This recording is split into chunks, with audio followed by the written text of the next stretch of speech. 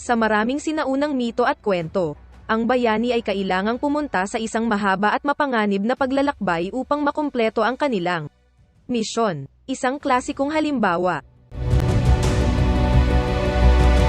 ang walang tulog na dragon na nagbabantay sa kanyang kayamanan, humihinga ng apoy sa sinumang maglakas loob na nakawin ito. Upang makuha ang ginto, ang knight in shining armor ay dapat, sa pamamagitan ng daya o puwersa, unang talunin ang halimaw na ito. Moral ng kwento, ang tagumpay ay nasa kabilang panig ng pagsisikap, na ginagawang bahagi ng proseso ang pagdurusa. Sa halip na iwasan ang discomfort. Kung gayon, dapat ituloy ito ng mga ambisyoso sa lahat ng paraan. Tanging sa pamamagitan lamang ng pagpuputok ng ulo at pagtulak sa gayong pagdurusa, ay makakamit nila ang kilalang ginto.